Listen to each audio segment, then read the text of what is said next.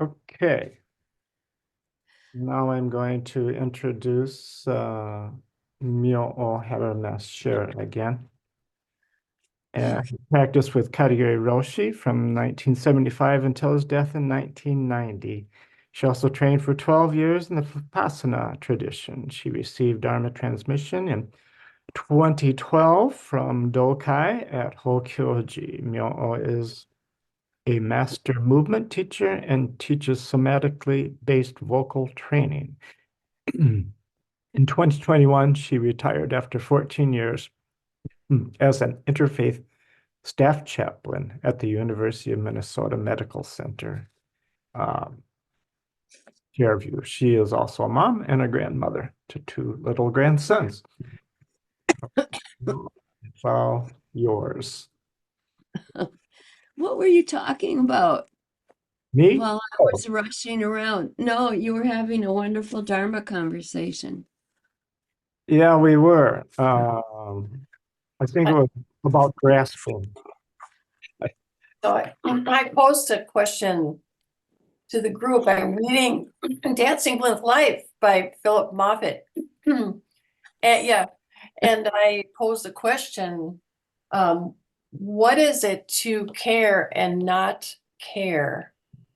And I'm telling you that the responses were just out of this world awesome.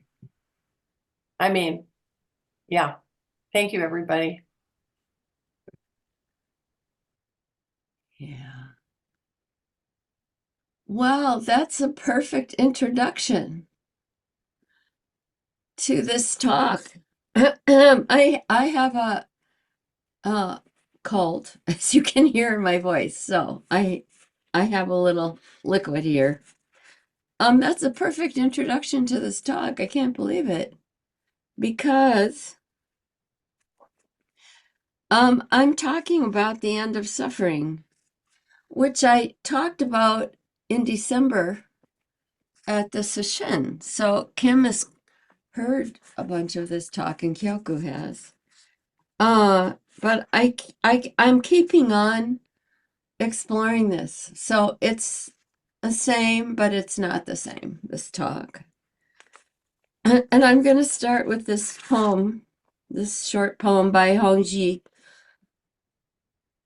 Silent and serene, forgetting words, bright clarity appears before you. When you reflect it, you become vast. Where you embody it, you are spiritually uplifted. Solitary and shining, inner illumination restores wonder.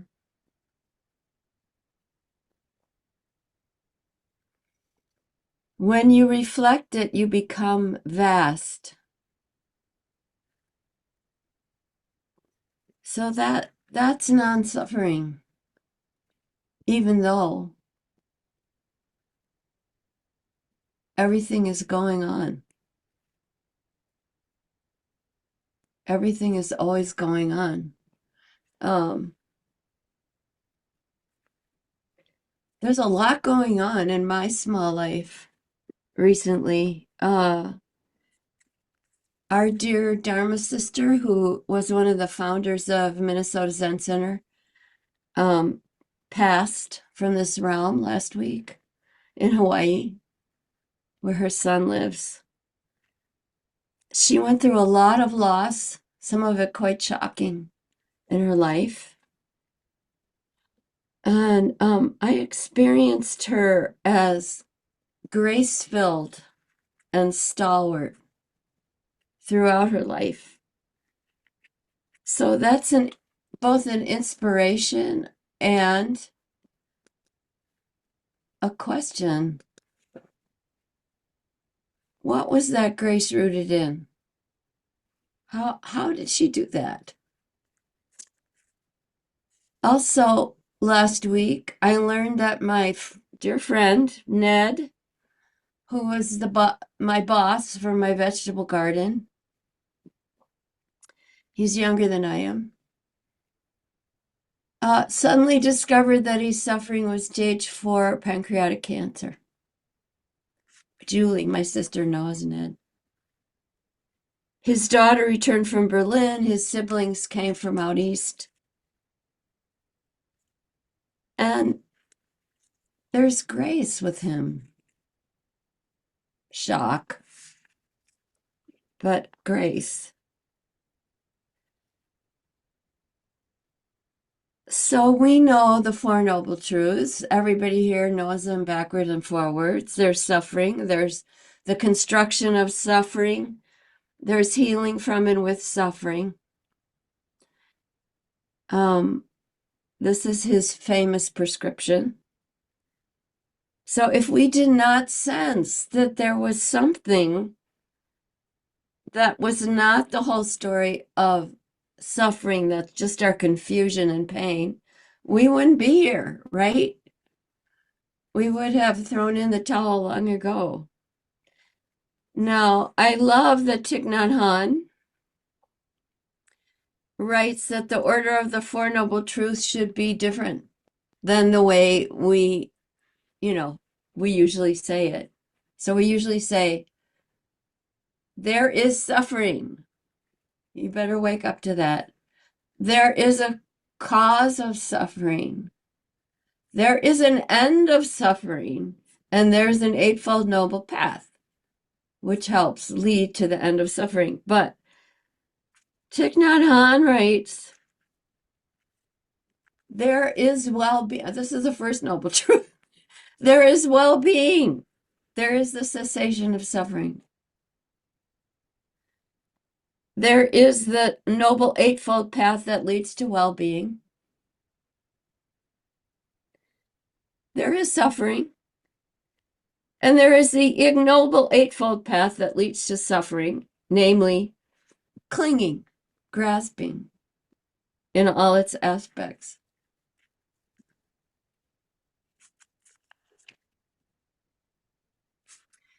There is well-being not dependent on conditions. How is that? How does that arise? Ajahn Chah, a very well-known Thai Buddhist monk who had many Western students, taught that we are sentient beings working to become awakened beings, bodhisattvas, and embody the truth. And whoever is awakened to that is the Buddha. So the Buddha and sentient beings are not that far apart. Awakening beings and sentient beings are very close. Only a breath, perhaps. You guys, do you know the Ehe Koso Hotsugonman? Yeah, I love that chant. It's so encouraging. I'm not going to chant the whole thing. But here is the part that I liked, always liked. Those who in past lives were not enlightened will now be enlightened. In this life, save the body, which is the fruit of many lives. Before Buddhists were enlightened, they were the same as we. Enlightened people of today are exactly as those of old. Those people are us. Those people are us. Recently, I saw Bill Irwin. He did a performance at the Guthrie called Bill Irwin on Beckett. Do you know Beckett? Playwright? The Irish playwright who, he was a weirdo. He was amazing person. He was an Irish writer, contemporary to who wrote Ulysses, that guy. And then all of a sudden he decided he was only going to write in French. And he lived in Paris and he was in the resistance. And he escaped the Nazis by a hair's breadth, apparently, with his wife. And he writes like the mind, exactly like how the mind is unfolding. And the reason I'm telling you this is when he did this, and he's a clown, he's like this exquisite actor clown, classic clown. And also Beckett went to lots of vaudeville as a child. And so he was kind of influenced. So his characters are kind of clowns in a very specific way. At any rate, he did this exquisite performance, and all I could think of was Tenshin Reb Anderson. The whole time, he just reminded me of Tenshin Roshi, but we call him Reb in Minnesota. Just so close to the mind, so close, not leaving anything out. It was just mind-blowing. So those people are us. That's what I want to say. We can feel encouraged about, what should I say? Kind of relieving our suffering, but more like grace in the midst of everything. Because shit happens all the time. It's happening right now. We can notice the cessation of suffering like that right away, just in the moment.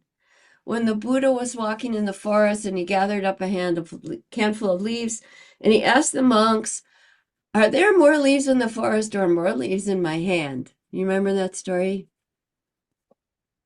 And the monks replied, "Duh, there's more leaves in the forest, Lord, than in your hand." And he said, "I could teach you as much as all the leaves in the forest, but I only teach what will help you. I teach suffering and the end of suffering. That is all." He didn't say, "I only teach you suffering."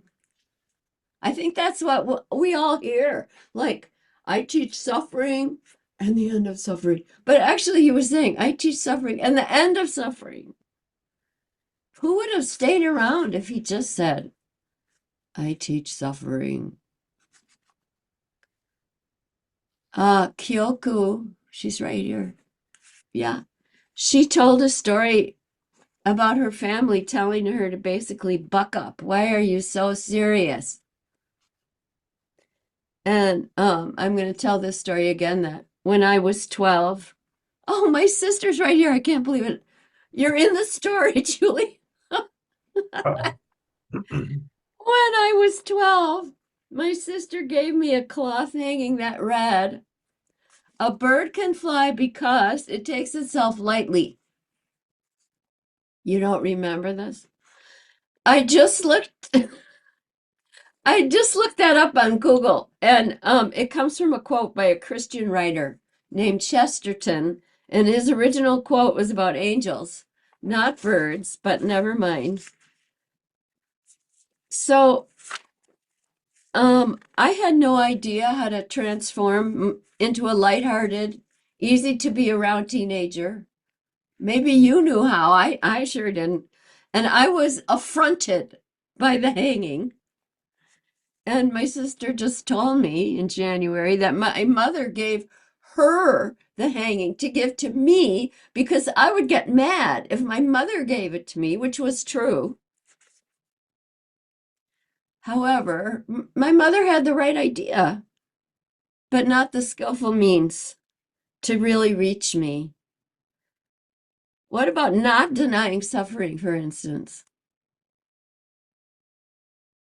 I remember my father yelling at me and saying, "You have nothing to be sad about." Well, that's not true. Which circles back to the teaching on suffering. We need to notice when there is suffering so that we can really know it, learn how to be intimate with it, and feel it directly. Well, it's not counterintuitive for us because we've been training a long time, but it's basically counterintuitive to human life. So when there is suffering, our first unconscious response is probably to block it, push it away, talk ourselves out of it, scream at someone else about it, or deny it. We all know this very intimately because God knows we've all done all of those things. The radical insight is that when we're able not to take birth in the suffering or deny it, it can reveal its true nature to us. And what is that? Space, grace. Thich Nhat Hanh encouraged us to begin our investigation by noticing when there is non-suffering. I mean, how can we know we're not suffering if we don't even know what non-suffering feels like? Do you know what I mean? Like, so we need to investigate that. Right now, I have a cold, but I don't have a toothache. So Thich Nhat Hanh wants us to remind ourselves that well-being exists and can be known to us. We can choose to recognize the felt sense of well-being when it arises. Non-well-being gets our attention more easily than well-being because it's kind of a survival thing. Let me take stock of what I need to get through the day. A, survive, and B, feel okay. I'll notice what might impinge on those two needs before I'll notice the felt sense of well-being that there is not a saber-toothed tiger inside my house just now.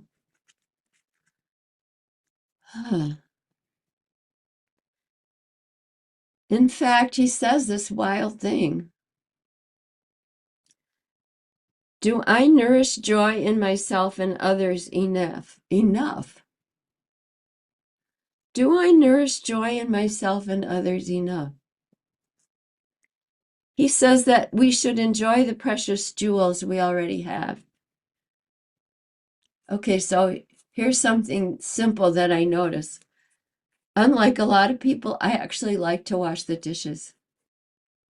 And I like the hot water. And I'm always amazed I can turn on my tap and hot water comes on my hands. And I often say thank you. I'm a weirdo, but I say it out loud. Thank you for the hot water.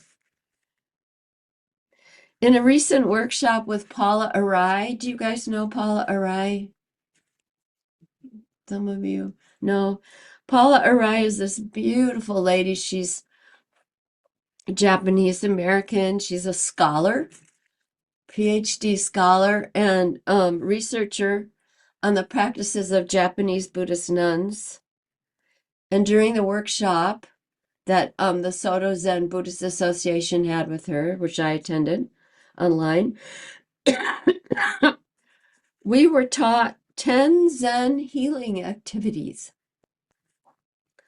Among them were live body, heart, mind, enjoy life, nurture self, create beauty, and cultivate gratitude. I was in a small group meeting with 2 other Zen teachers, and we were laughing together that enjoy life was on the list rather than just work and get things done. We laughed.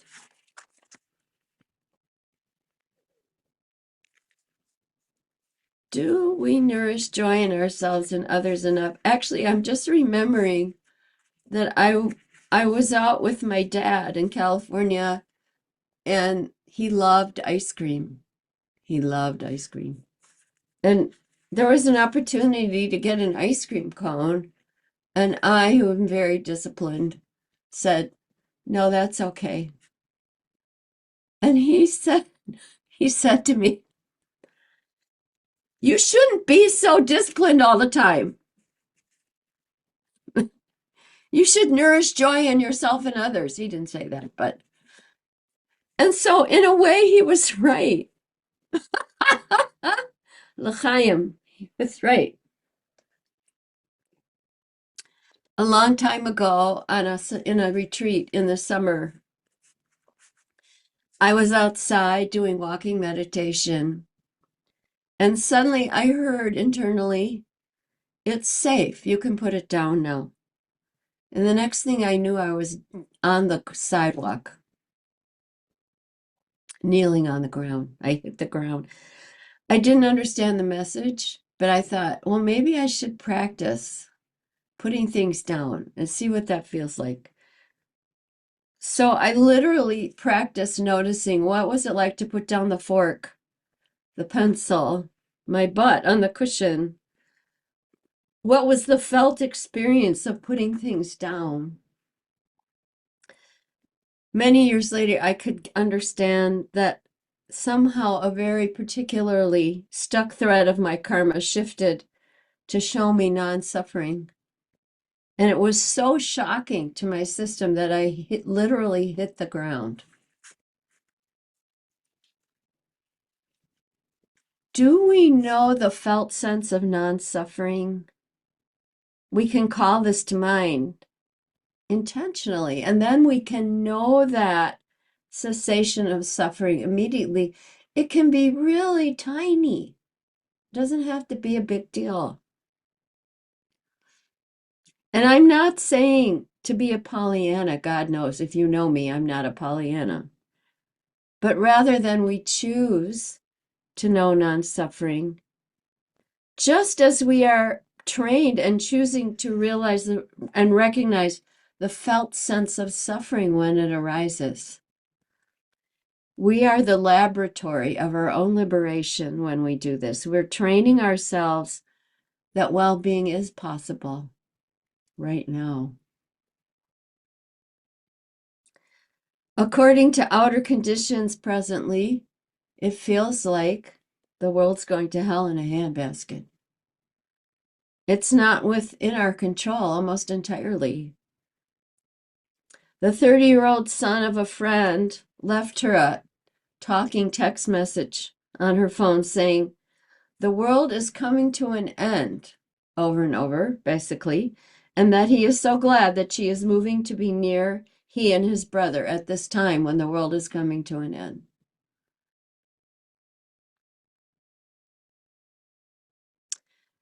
A fellow in my text study group is a scholar of ancient,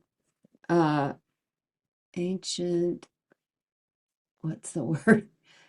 I was going to say ancient study, ancient lands. I can't think of the word. He owned that he had studied the ending of many worlds.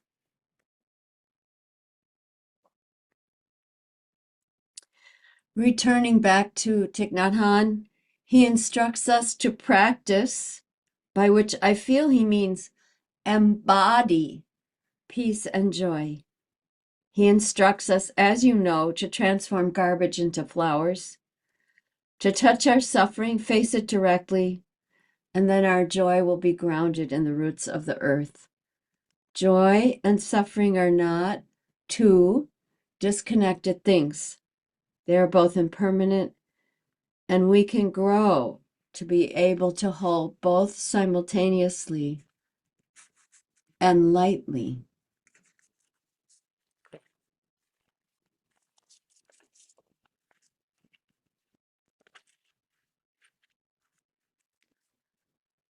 I don't know if I'm going to tell this story.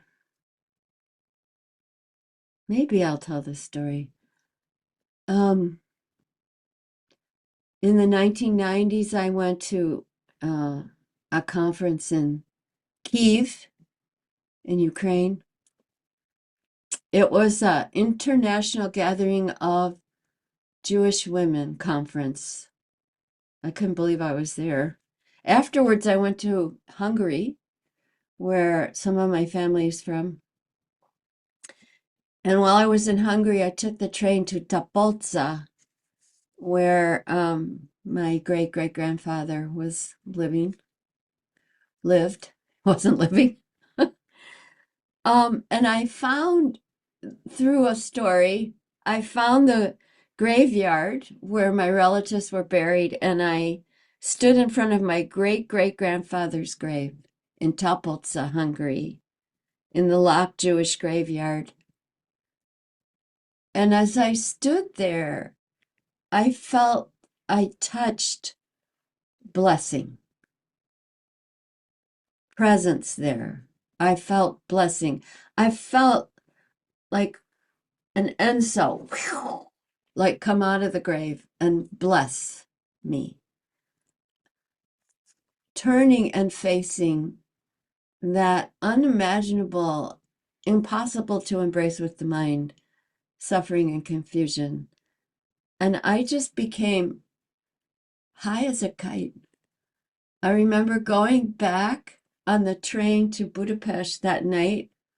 I felt like light was coming out of my being, illuminating my seat on the train.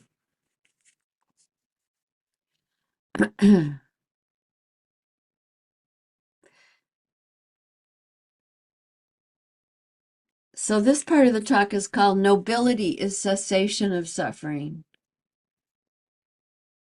Now, you know, all of you pretty much know that I was a professional modern dancer a few decades ago. And I was a very unlikely candidate because I was not physically strong as a child. I was the last one picked on my block for the soccer game. I hated field day at school. My feet are not naturally strong. And I was flat-footed, but I wanted to dance because it was beautiful and I loved music and I needed to move.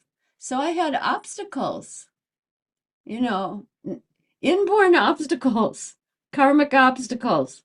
And these required me to be very curious about dancing, about what was going on physically that I could understand more deeply so that I could be a better dancer, you know. But so it is similar with the spiritual life. We, still here, are ever curious about how to work with our lives in order to deepen our understanding and embody these beautiful teachings that offer us suffering and non-suffering. In the end, our meditation is an art form, and we find the way ourselves.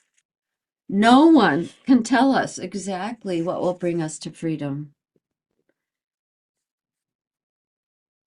So here's some other path instructions given by some other wise teachers. Back in the 70s, Katagiri Roshi used to say, just switch your mind. Literally, like, turn on the switch. And I thought, you know, I was like 25. I thought, what's he talking about? You can't switch your mind. That must be some denial of suffering Japanese thing. That's what I thought. Oh my gosh.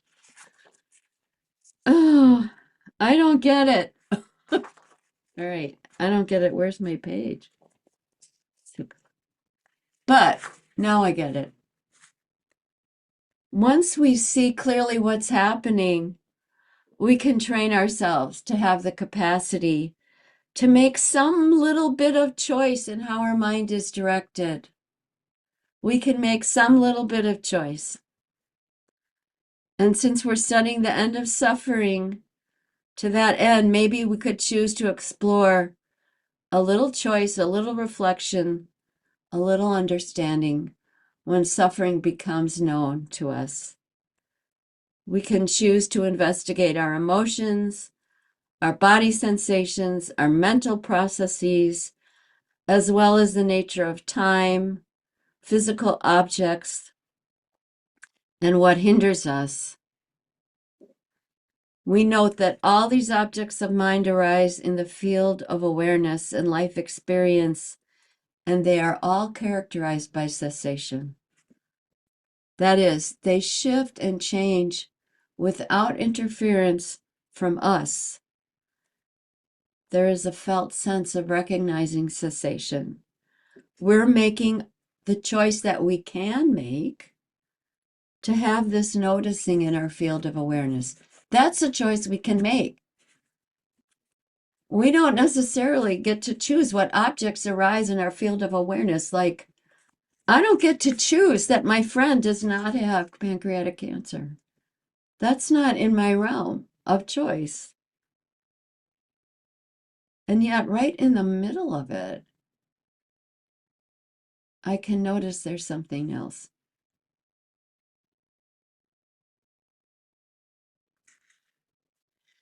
The Buddha gave a sermon called the Fire Sermon.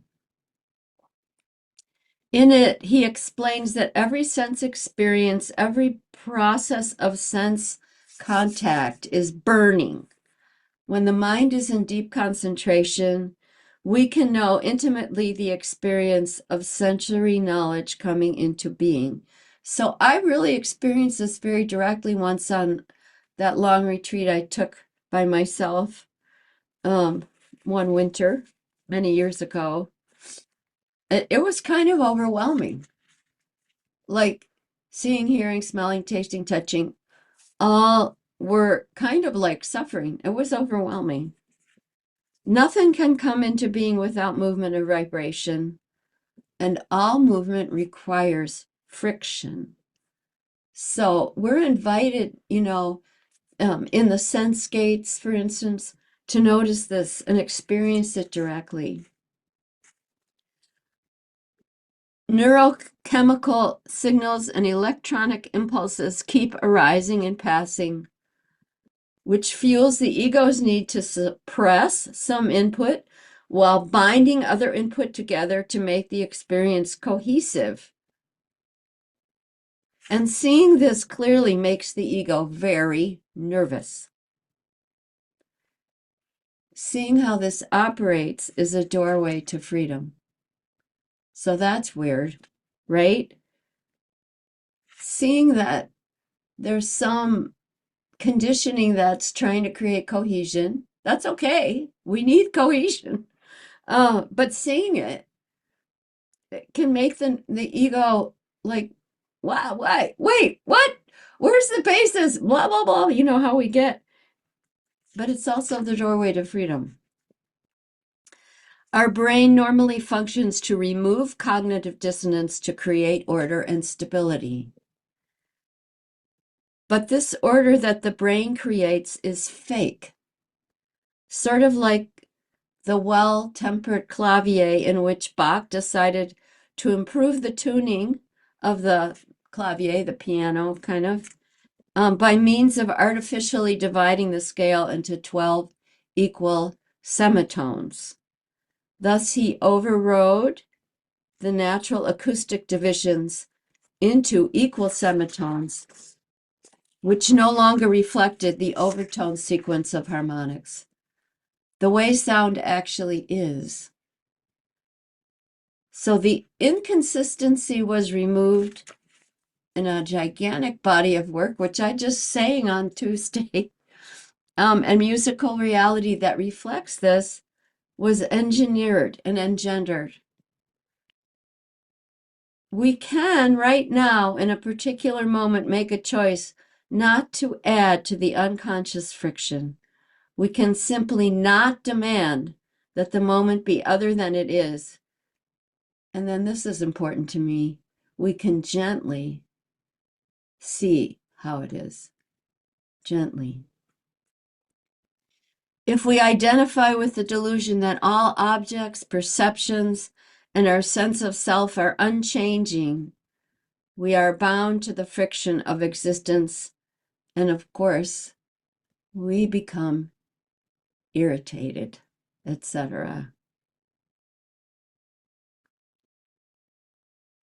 A famous teacher once said, "Ye shall know the truth, and the truth shall make you free."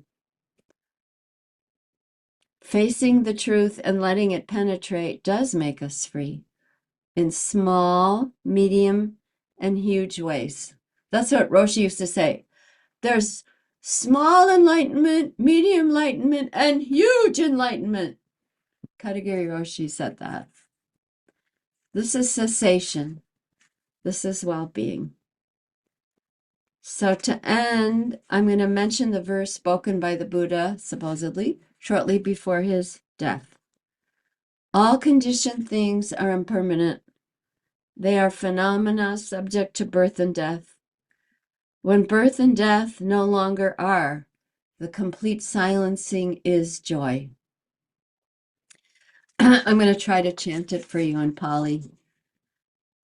Anicca vata sankhara upadavaya dhamino upajitva niruchanti te samvipasamo sukho. And in just a moment of not struggling with either what is momentary or with what's eternal, we taste freedom. We were built for this. That's all I have to talk about. But if you have something to share, please, this is the time. We're among friends. Oh, excuse me.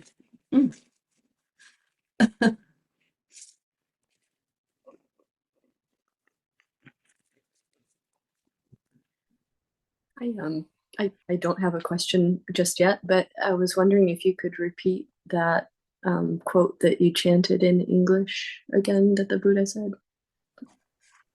All conditioned things are impermanent. They are phenomena subject to birth and death. When birth and death no longer are, the complete silencing is joy.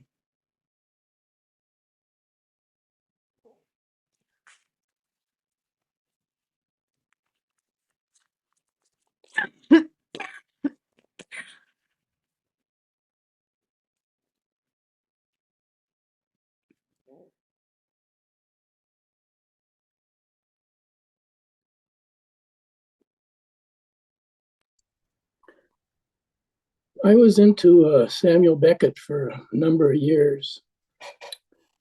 He wrote in French and he moved to France because James Joyce was such a powerful and figure that he didn't want to try to write in English. He wrote in French. Yeah. And then, but if you read like the three early novels, it's just amazing. Even translated from French, there's a rhythm to what's going on that controls your breath as you're reading it. And he had such courage to go to very, very dark places. Yes. Just look at despair in the most face forward way. It's just very impressive. And Sandy had connections with a printer, so we got a vacation on St. Thomas for like $300 a week for this huge villa that belonged to these press people. And I'm in this beautiful climate with this bright sunshine, and I'm reading Samuel Beckett. It's like the darkest, deepest despair, but he was just an extraordinary individual. The biography, talks about the resistance, but the biography, there's a great biography that quotes one of his works. It says, "I can't go on, I'll go on." Yeah, right. I can't go on, I'll go on, which is like, how does that happen? So that's where he's at. And what you were talking about with the embodiment, one of the passages from one of John Dido Laurie's books, and I appreciate the books much more than I ever did when I actually saw him. But this woman came and said she couldn't let go. She couldn't let go. It was just a practice that she couldn't do. And he told her, take a stick, go to a river or a creek, throw the stick in the water. Do that every day to learn about letting go. And I thought, oh, that's pretty brilliant. That's really pretty brilliant. So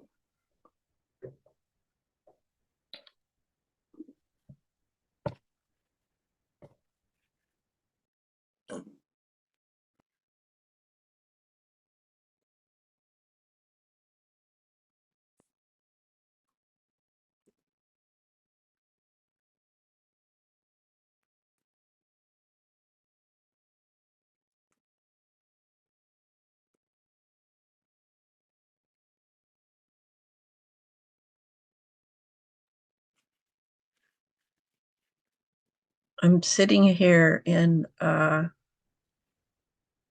time, which on days of daylight saving changing always reminds me that we made up time.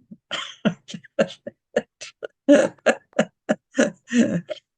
an idea. But I just wanted to share the feeling of softness and gentleness that is just arising. That this process of living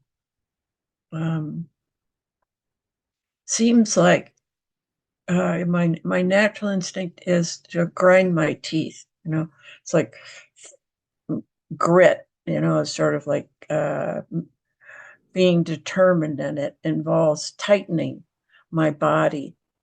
And your talk just reminds me of how soft we need to be to bear witness to how things are, to really be present, how important that is to us, even though, yes, grit has its place. So for me, that's important because I tend to go to grit first, or I kind of tried, or kind of looking for an escape, a kind of, can we please, it's nighttime, let's pull down the curtain and not be there. So it just has been such an important experience for me to be soft enough to be present to life as it's happening. It's a kind of miracle. But I think because we're so much more sensitive to pain than usually we are to pleasure, that it's just a very important teaching. I think that's why Thich Nhat Hanh is such a favorite for so many people, because he's obviously so strong, what he went through in his life, what he went through in his choices in life. But always there's, we start with, and there's well-being. There's well-being in this life of, as Mary might say, caring. We can care, and we can care while we cry.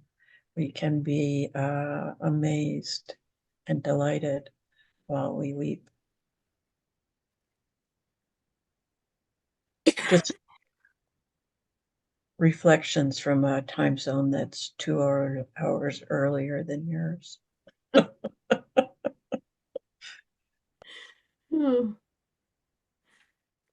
I think we probably need to wrap up now. We've gone over a couple minutes. Do you have something to say, Milton? Well, I think Kim was just about to say something. Oh, okay. Well, I feel really touched and also slightly tickled to hear parts of the talk you did at Rohatsu again, in part because when I went to Dokusan with you, I don't know if you remember, I was like pretty freaked out that the talks weren't recorded. because talk about grasping. I was like, so here I am, and it's recorded this time. But but I think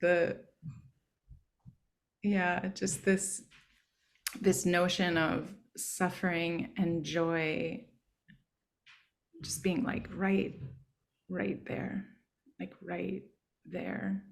And I appreciate the sort of the softness and gentleness that you were mentioning, Kyoku, and that you shared in your talk, Myo. And this week I was taking care of my dad, who also has pancreatic cancer, and it was a really, really hard week. He got really, really ill, and he's actually in the hospital right now. But it was a scary few days that led us to that point. And it was so hard to be with his suffering, like to really just like not just be with it, but like be in it. Like we were just all like just trying to keep him safe and keep ourselves like upright. And yet his relief of suffering, like to feel, you know, that shift and be in that flow, because it wasn't all suffering, you know, it was like these moments of lift and release and possibility. And, you know, we were like in it, and it was so intimate, and it was in an odd way so beautiful. And I think, I think there's something so tender in kind of realizing or being, I guess, in that I don't know what this is, but this place. So yeah, I so appreciate your teachings, and I will listen to it again.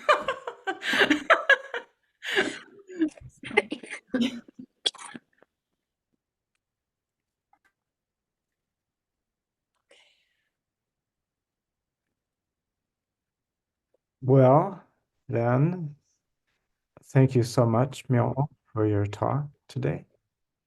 And You're- thank you everyone for joining and making inspirational comments. Next week, we have Rush and Jan Fryer speaking. And the week after that, Shoto Spring. And the events going on right now at Hokyoji are a class in the evening. I haven't checked if it began last Tuesday and goes on Tuesdays from 6:30 to 8. And I'm not sure if you can just join now or not. That I haven't clarified with the leader. On April 6th is the annual membership meeting. And on April 11th, we have a Caring for the Land and Work weekend down at Hokyoji. If you're so inclined, please like us on social media. And what else? Of course, we depend on donations. So if you would like to make a donation, that would be just lovely. And with that, we'll close with the 4 vows. Beings are numberless. I vow to free them. Delusions are inexhaustible. I vow to end them. Dharma gates are boundless. I vow to enter them. The Buddha way is unsurpassable. I vow to realize it.